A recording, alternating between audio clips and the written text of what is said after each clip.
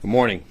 I'm Chief of Patrol Philip Rivera. I'm joined here by Assistant Chief Mark Vasquez, Commanding Officer of Patrol Bureau, Brooklyn North, Deputy Inspector Odell Despot, Commanding Officer of the 7-3 Precinct, and Deputy Inspector Paul Muggio, Executive Officer of the Force Investigation Division.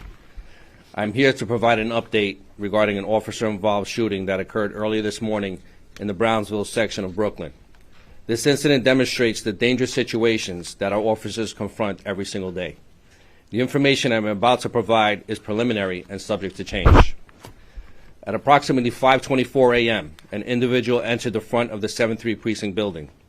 He was in the front vestibule and then attempted to open a locked door.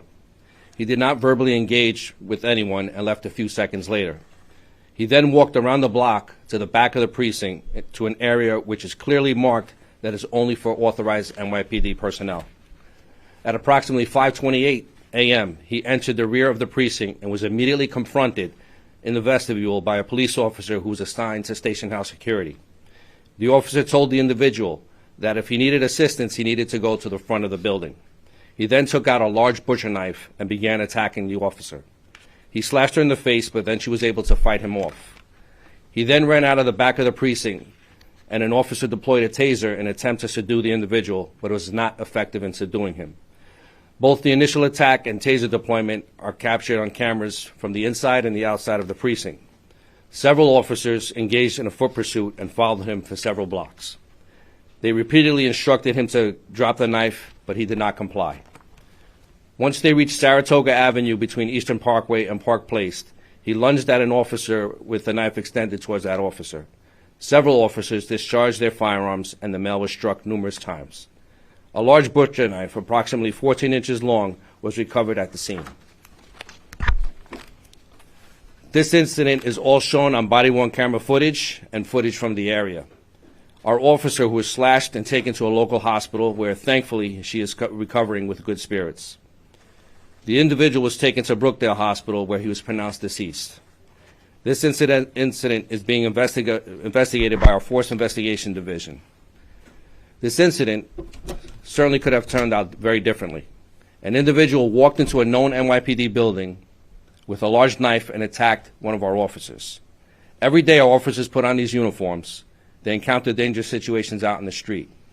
But it's another kind of danger when someone comes directly into a precinct armed with a knife and attacks our officers. This is the risk that every member of the NYPD faces every single day to keep this city safe. I will now take a few questions. So the condition of the officer, she was slashed in the forehead. Do you know how deep it was or how many stitches or anything like that?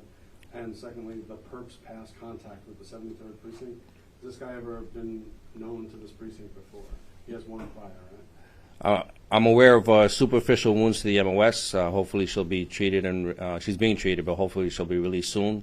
As far as the identification of the perpetrator, it's still tentative right now, so we don't have information on him that we can confirm. Any other questions? We'll go over to Josh Patel, WABC. Are you able to share what age the man was and a name? Tentative ID at this point, so we're not ready to share that. Any other questions? Do you know how many shots were fired? It's still under investigation. Thank you. All right, folks, thank you very much. Thank you for your time. The photo of the weapon will be on Twitter. You guys want